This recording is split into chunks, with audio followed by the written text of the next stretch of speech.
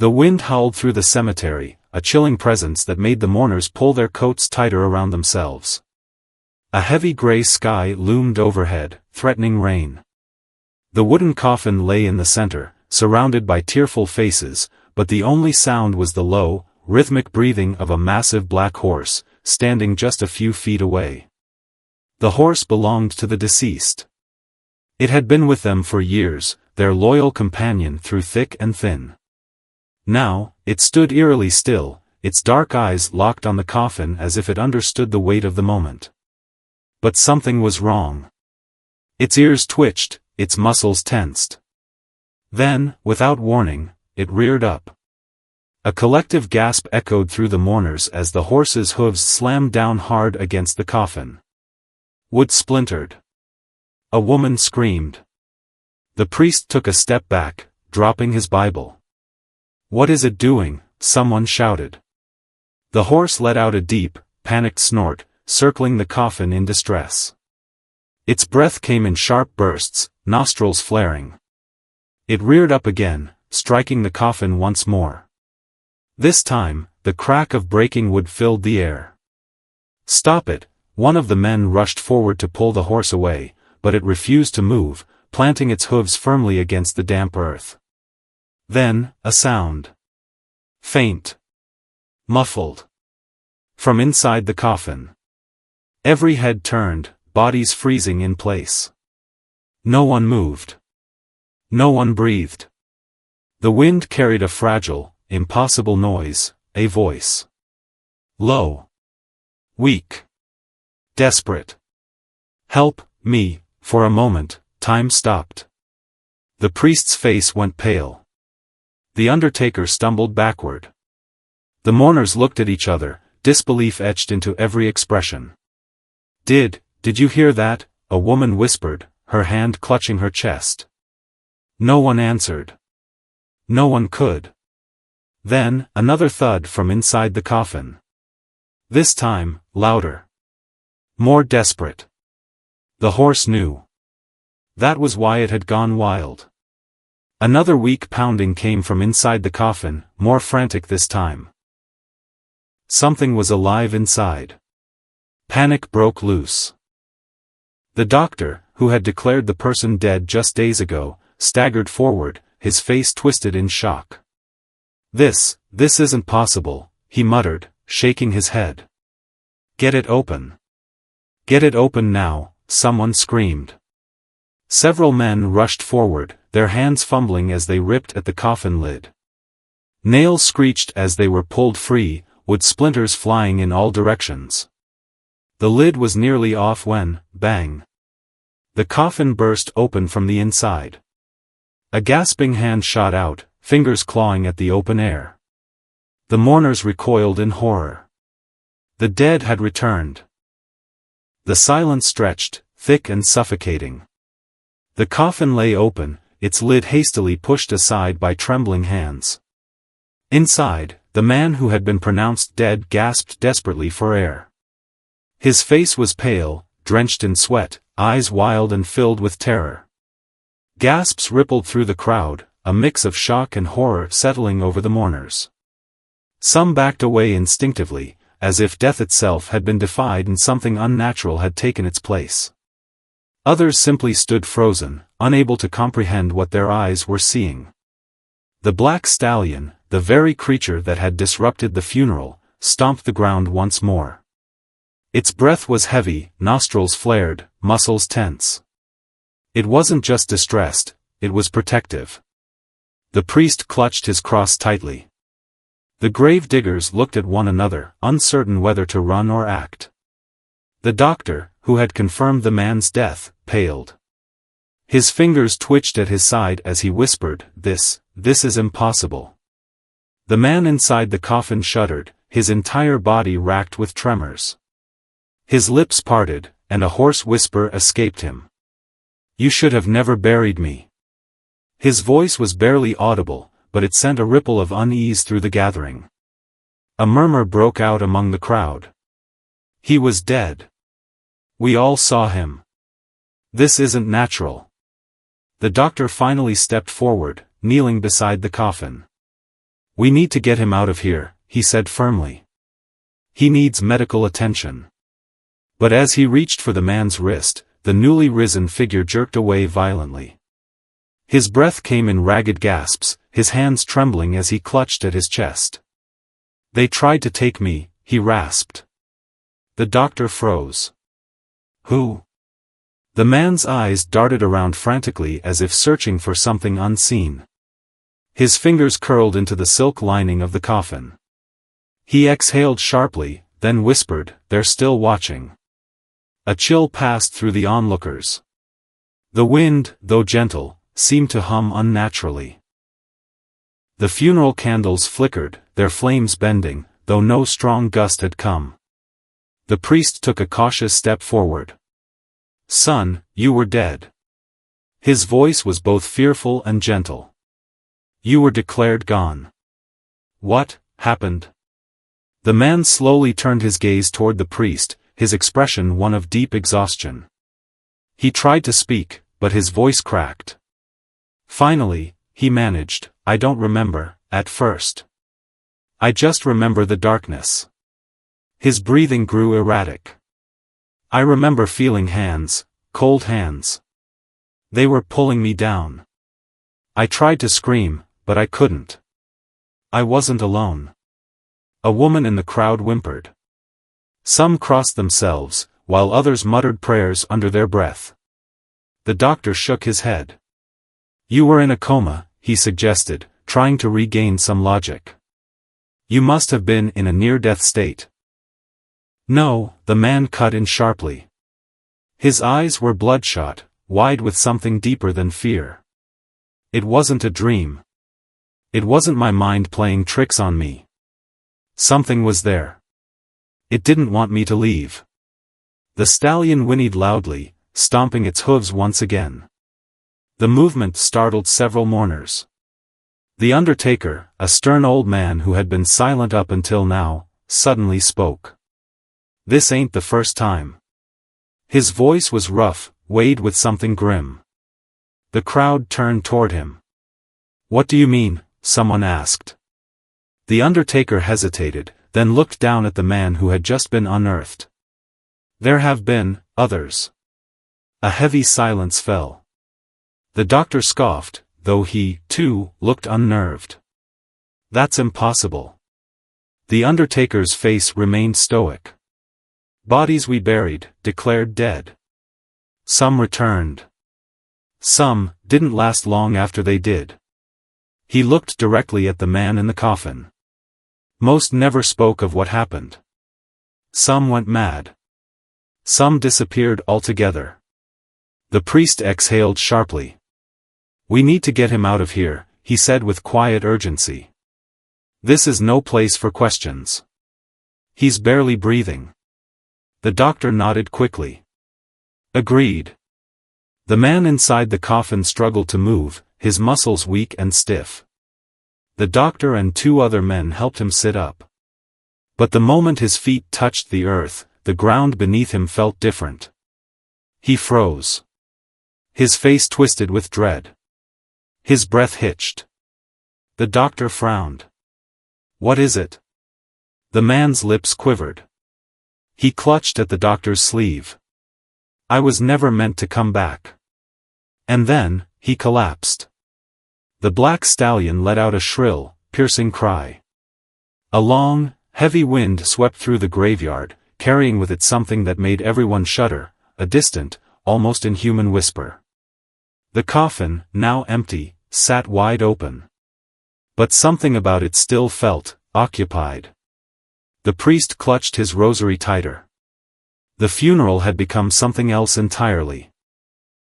And deep down, everyone present knew. The silence in the funeral home was thick, filled with the weight of disbelief. The man who was supposed to be dead was now gasping for air, his fingers gripping the sides of the coffin as if he had just been pulled from drowning waters. Mourners stood frozen, their faces pale. Some stepped back in fear, whispering prayers under their breath. Others clutched their loved ones, too afraid to speak. His breaths were shallow, erratic. His chest rose and fell like a machine that had just restarted after years of being shut down. But his eyes, there was something unnatural about them. They darted around, scanning the room as if he didn't recognize the place or the people standing before him. A woman screamed, breaking the stunned silence. He was dead. I saw him. The funeral director, a man who had worked in this business for decades, backed away slowly. He had prepared countless bodies, had seen all manners of death, but never had he seen a man rise after being declared deceased. One of the older mourners, an uncle of the deceased, clenched his fists. This is some kind of sick joke. This isn't natural. The man inside the coffin tried to speak, but his voice came out as a hoarse whisper, barely audible. His throat seemed dry, like he hadn't spoken in years. He swallowed hard and tried again. What happened? His voice sent chills through the room. It wasn't just his return from the dead that unsettled them, it was the way he sounded. His tone was distant, hollow, as if he had been somewhere far away and had only just returned. The priest, who had just been delivering his eulogy, dropped his book. His hands trembled. He was a man of faith, but even he struggled to find words for what was happening before his eyes. The doctor who had signed the death certificate pushed through the crowd, his face stiff with confusion. He knelt beside the coffin, hesitant, and reached for the man's wrist. His fingers pressed against the skin, searching for a pulse. He found one, but it was all wrong. Too slow. Too weak. This doesn't make sense, the doctor muttered. He pulled out a small flashlight from his pocket and shone it into the man's eyes. The pupils barely reacted. A shudder ran down his spine. This man was legally dead, the doctor whispered. I declared it myself. I saw him, cold, lifeless. There was no pulse, no signs of life. The man in the coffin blinked slowly. He lifted his hands, staring at them as if they didn't belong to him. Then, his eyes darted to the horse standing near the coffin. It was still restless, its hooves digging into the ground. Its breathing was heavy, as though it had just run a long distance. The animal's dark eyes locked onto his. And then, something unexpected happened. The man flinched. His head jerked to the side as if he'd just been struck by something invisible. His body stiffened, his hands gripping the edges of the coffin so tightly his knuckles turned white. No, he whispered. No, no, no. Mourners stepped back again, fear creeping into their expressions. The doctor tried to place a hand on his shoulder, but the moment his fingers made contact, the man let out a deep, guttural scream. A scream that was not entirely human. The horse neighed wildly, rearing up as though sensing danger. The man shot upright, his eyes filled with something dark, something unnatural. Get away from me, he gasped. His voice, though weak, had a sharp edge to it, like a warning. The funeral director, still standing by the wall, swallowed hard. This isn't right, he muttered under his breath. The priest clutched his cross. This is an abomination, he said, his voice cracking. The man in the coffin suddenly grabbed his head, his face twisting in pain. He let out another muffled cry. Something is wrong, he groaned. Something is, inside me. A chill swept through the room. No one dared to move. And then, something even more disturbing happened. The lights in the funeral home flickered. The air grew thick, charged with an unnatural energy. The man's breathing became erratic, his muscles tensed, and his skin took on a strange, almost translucent quality under the dim light. The doctor stumbled backward, his face pale. This isn't just a case of mistaken death, he said, almost to himself. Something else is happening here. The mourners whispered among themselves, fear creeping into their voices. Some rushed toward the doors, desperate to leave, but the doors wouldn't budge. The priest, gripping his cross tightly, stepped forward. Son, Who are you? The man's eyes locked onto him, but they looked different. As if he was struggling to recognize his own name. His breathing slowed, and his fingers trembled as they reached out toward the horse. The animal didn't move away. It stood there, waiting. The man slowly climbed out of the coffin, his limbs stiff, as if he were adjusting to movement again. He turned toward the doctor. You said I was dead. His voice was stronger now, more certain. Then why am I here? The doctor hesitated. I don't know, he admitted. But I intend to find out. The man lowered his hands, staring at his fingers once more. Something is wrong, he repeated. The air around him felt heavier, thick with something unseen. The mourners, still in shock, whispered among themselves, unable to believe what they were seeing. The man took a deep breath and muttered to himself, I don't think I was supposed to wake up.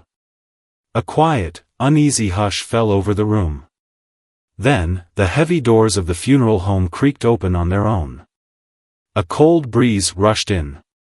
And outside, standing in the shadows, were two figures. Dressed in black suits. Watching. Waiting. The town was silent that night. Too silent.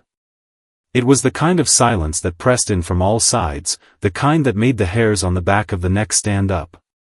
There were no crickets chirping, no rustling leaves in the wind, just a stillness that felt unnatural. Inside the small house where the revived person lay, the air was thick with tension. The doctor, the undertaker, and a few townspeople sat around them, trying to make sense of the impossible. The person, once buried, now breathing, was still weak, their voice hoarse, but their eyes held terror. I was never dead, they whispered. They made it look that way. The doctor's face was pale. Who? The revived person turned their head slowly, scanning the room, as if searching for unseen eyes watching them. Then, they said something that sent a shiver through everyone present. They are already here. A knock suddenly echoed through the house.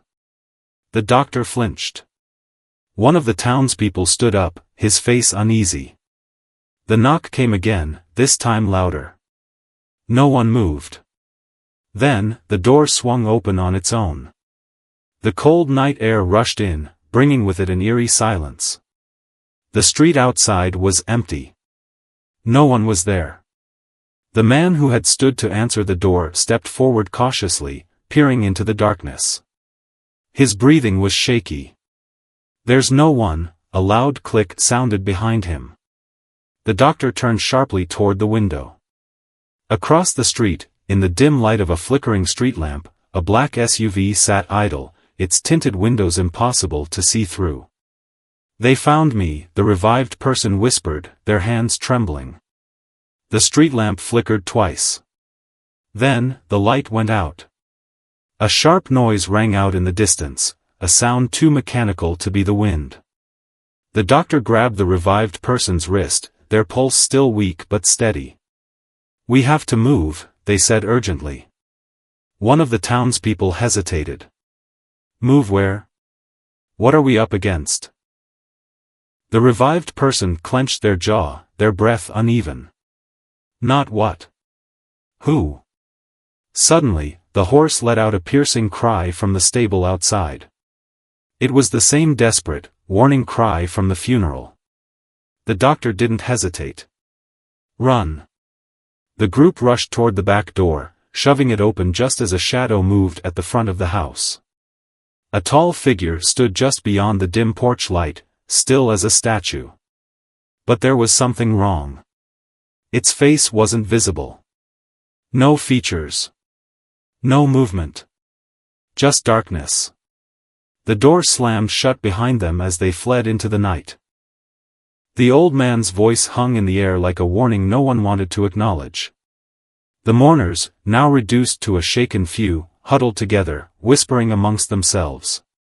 Some had left after the bizarre events of the day, unable to bear the unnatural weight pressing on the graveyard. But those who remained wanted answers. The man, the one who had come back, sat slumped against a headstone, his face pale, his body weak. The doctor had done what little he could, but this was beyond medicine. The priest stood a few feet away, gripping his rosary, his lips moving in silent prayer. The black stallion remained close, its body tense, ears flicking at every sound, as if waiting for something unseen to make its next move. The old man, the last living relative of the deceased, sighed deeply and shook his head. "I told him," he murmured. "I warned him not to seek what wasn't meant to be found." The priest turned toward him. "What are you talking about?" The old man's eyes, once dull with age, now burned with something deeper, knowledge, fear, regret. He looked at the man who had returned from the coffin and exhaled. He was obsessed, the old man said, with forbidden knowledge. The murmurs stopped. The air felt heavier. The old man continued, his voice quiet but firm. He wanted to understand death. Not in the way we all fear it. He wanted to conquer it. Cheat it. He thought there was something beyond, something he could harness. The priest frowned. A search for eternal life? The old man shook his head. No. Not life. Control. A way to choose who comes back and who doesn't. His gaze darkened. He spoke of a ritual, a method of crossing over without fully leaving. A chill ran through those listening. The doctor, always the skeptic, sighed. "This is ridiculous." "Is it?" the old man shot back. "Then tell me, doctor, why did he wake up in that coffin? Why did he come back when no one else does?" The doctor had no answer. The man in question, still weak, suddenly chuckled, a dry, humorless sound. His lips barely moved. It wasn't supposed to happen this way. The old man narrowed his eyes. "What did you do?" The returned man swallowed hard. His throat was dry, his body shaking. I thought I could control it. That if I followed the instructions exactly, I could go and return at will." He shuddered. "But I was wrong." A few steps away, the horse snorted loudly, its hooves shifting uneasily. The priest clutched his cross tighter. "What did you see?" The man's eyes flickered toward the priest. "Nothing at first. Just darkness." His fingers twitched. But then, there were voices. Not human voices. Something else. They whispered to me. His breath hitched. They were waiting for me. The priest's expression darkened. "You invited something, didn't you?" The man exhaled shakily. "I didn't mean to." The old man inhaled sharply. "Fool." His voice trembled with anger. "You don't play games with the veil. You don't knock on the doors of the other side unless you're ready to face what's behind them." The doctor scoffed, though his voice lacked confidence. "You're all talking as if, then it happened." A shadow moved, not in the way shadows should. It stretched unnaturally, bending across the tombstones, even though there was no source of light to shape it. The horse reared up violently, letting out a shrill, piercing cry. The air shifted, colder, thicker. The trees trembled, though the wind had stopped. And then, for the briefest moment, the man's shadow did not match his body. Someone gasped. The priest's face turned pale. The doctor stepped back. The returned man, as if sensing what had happened, gripped his own arms, his breath quickening.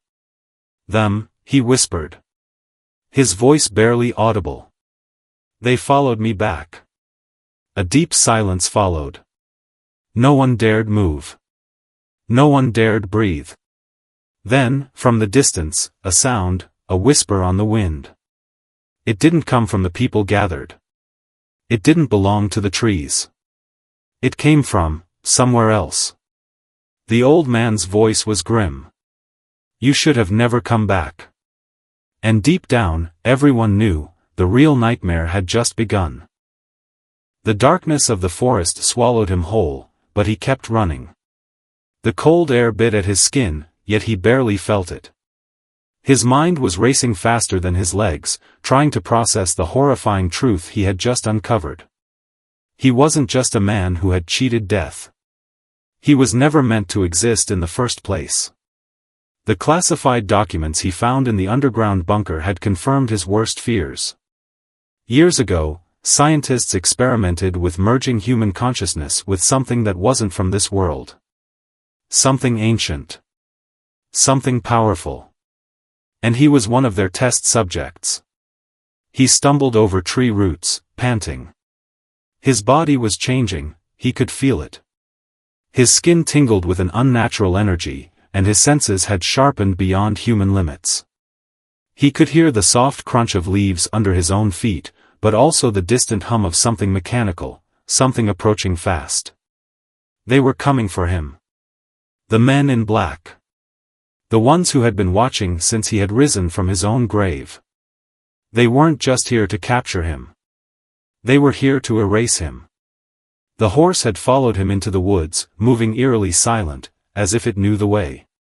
It wasn't just an animal, it had been waiting for him. Guiding him. He reached the edge of a clearing and collapsed against a fallen log, gasping for air. The documents he had stolen from the bunker were clutched tightly in his trembling hands. He flipped through them again, desperate for answers. The text was cryptic, filled with redacted sections and strange symbols, but one phrase stood out, sending a fresh wave of terror through his body. Subject 17 is unstable. If reanimated, immediate termination is required. A deep, sinking feeling settled in his chest.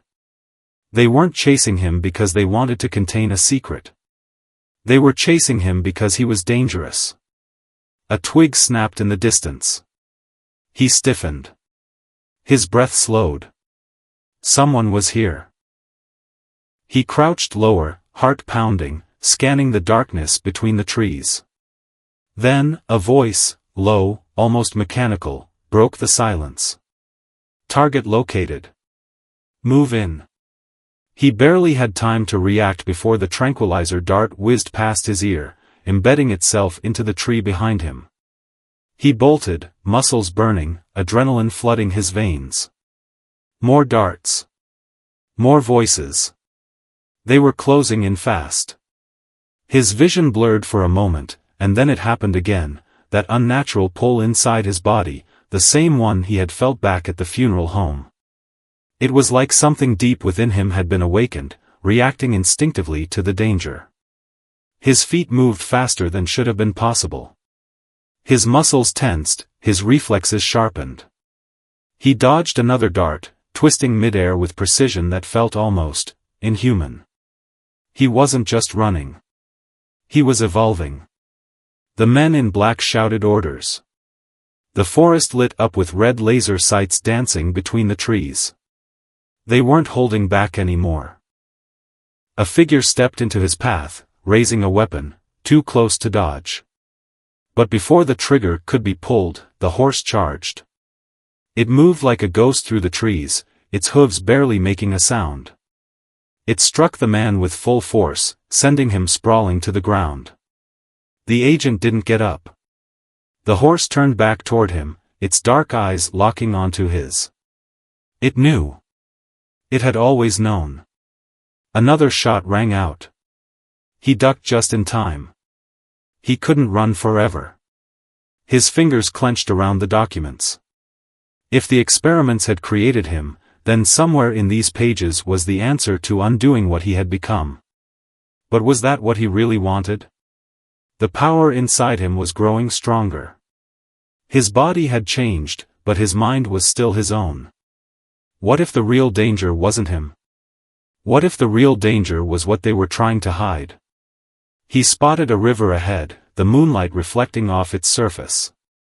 If he could cross it, he might have a chance to lose them. The horse nudged his side, urging him forward. He made his choice. With one final deep breath, he sprinted toward the river, toward whatever future awaited him. The hunt wasn't over. But neither was he. The night stretched on, heavy with tension. The small group huddled together inside the abandoned barn on the edge of town. The air was thick with the scent of old hay and damp wood, but no one noticed. Their minds were on one thing: survival.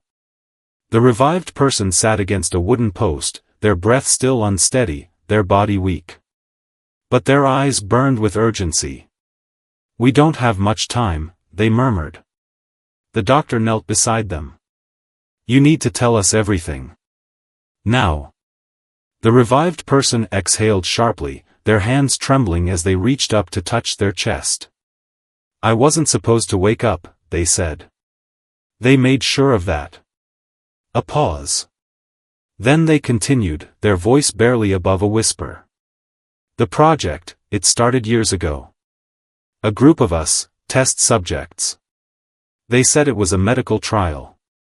A way to extend human life, to make us stronger, more resistant. But it wasn't about saving people. It was about control." The doctor's expression tightened. "They used us. Pushed our bodies past their limits.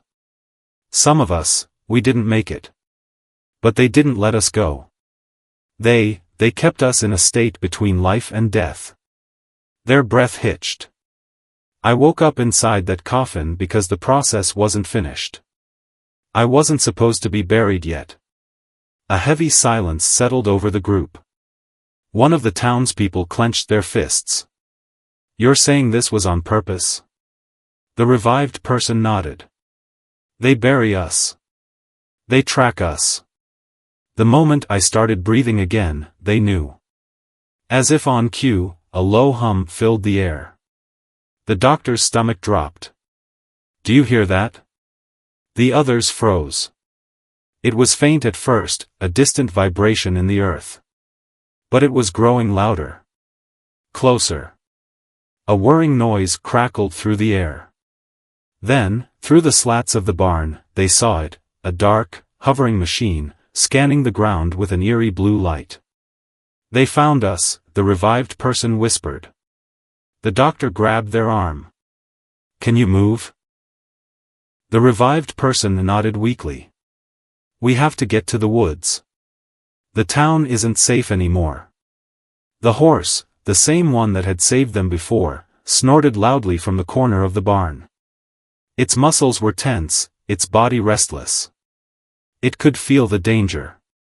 One of the townspeople hesitated. "We won't make it far on foot." The revived person's eyes flickered toward the horse.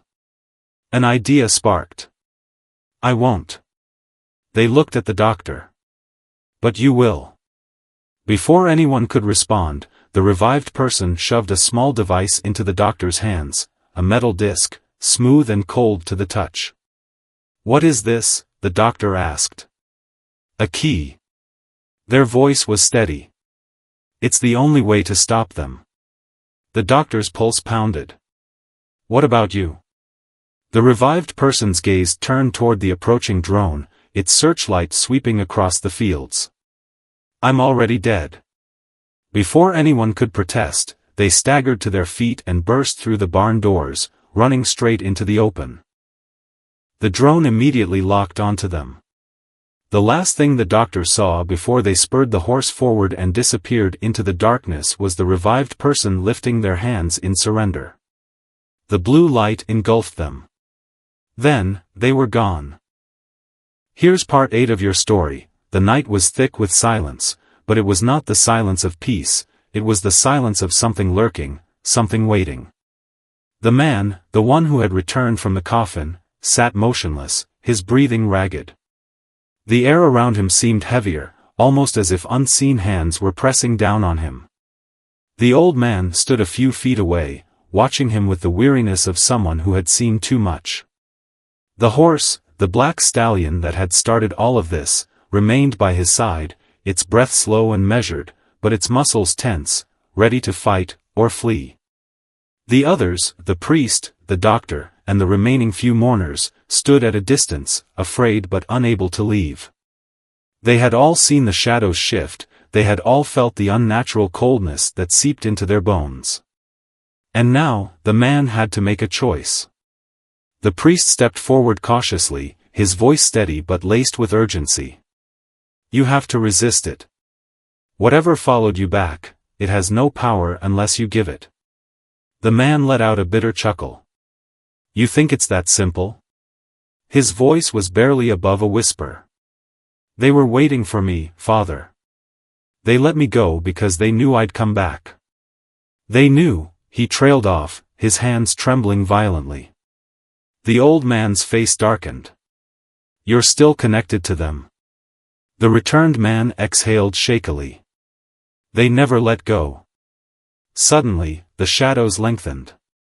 The horse stomped its hooves, a guttural warning sound rumbling from its chest. The air dropped in temperature, and the priest's candle flickered wildly, the flame bending as if being pulled toward something unseen. And then, the whispering began. It was faint at first, like wind through dry leaves. Then it grew louder, closer. A chorus of voices, speaking in words that were not human. The language was old, fractured, a series of sounds that didn't belong in this world. The returned man's eyes rolled back for a second, his body going rigid. Then he gasped, his breath coming in short, uneven bursts. They're calling me back, he choked out. The priest stepped forward, gripping his cross. You must reject them. The old man's expression was grim. It's not that easy. The returned man lifted his gaze, his eyes now darker, like something was shifting beneath the surface. They gave me a choice, he murmured. I can go back, or I can bring something here. A deep shudder went through the group. The doctor, despite his earlier skepticism, took a step back. You can't be serious. The old man clenched his jaw. He's serious. The whispers grew louder, more insistent. The wind howled through the graveyard, though the trees did not sway. The horse reared back, neighing furiously, refusing to let whatever this thing was take its master. The priest raised his voice, his prayer now desperate. You don't have to accept this. Reject them. Send them back. The returned man's face twisted in pain. His breath came in ragged gasps. If I send them back, they'll take me with them.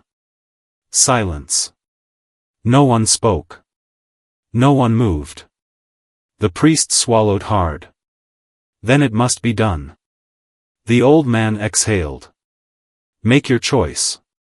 The shadows pulsed, a ripple through the earth, like something reaching up from below. The whispers turned into a low growl, deep and unnatural, vibrating through the very air. The returned man closed his eyes. The choice was his.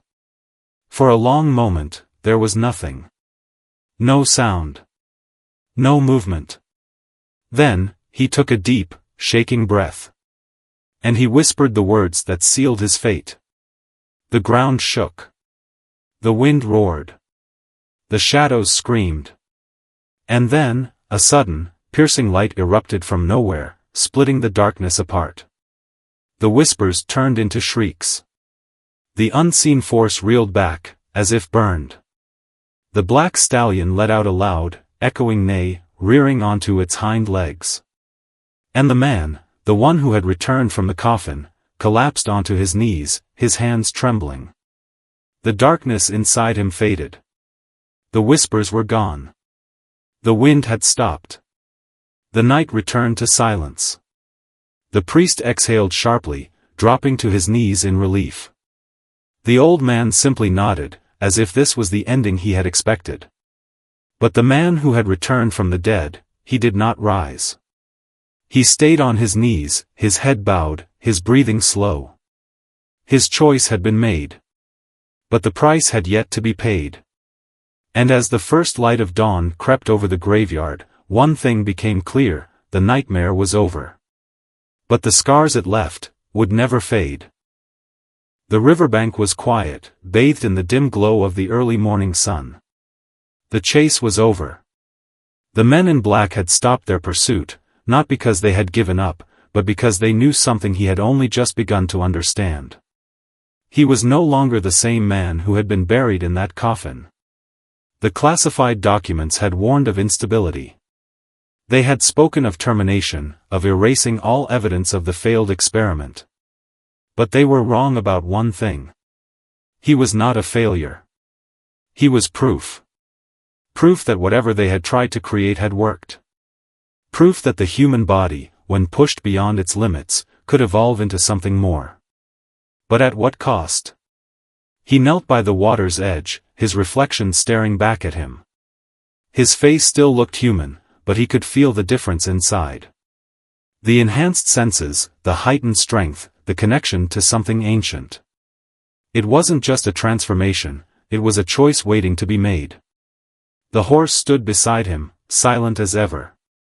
It had been with him since the beginning, a guardian of sorts, but now, as he reached out to touch its mane, he felt something shift between them. It wasn't here to guide him anymore. It was here to say goodbye. He understood now.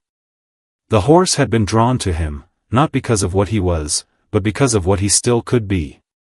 It had sensed the battle inside him. The struggle between the man he was and the entity awakening inside him. And now, it was time for him to choose. He reached into his pocket, pulling out the last document he had taken from the bunker. The final entry. The one that had made his blood run cold when he first read it. Subject 17's integration is irreversible. If consciousness stabilizes, subject will face two outcomes, full assimilation or self-termination. His fingers trembled over the paper. They had given him two options. Become something other, something no longer human. Or end it before it was too late. But they had underestimated one thing. Choice. They had treated him like an experiment, an anomaly to be controlled or erased. But he was neither. He was still himself. He took one last look at his reflection, then stood up, the wind brushing against his face. The men in black would always be watching. The world would never truly understand what had happened here. But he did. He turned to the horse, giving it a final nod. A silent thank you. Then, without another word, he walked away. Not toward the life he had once known. That life was gone. Not toward the power inside him. That wasn't who he wanted to be. He walked toward something else. A new beginning. The lesson was clear. It wasn't about what he had become. It was about what he chose to be. And in the end, that was what made him human.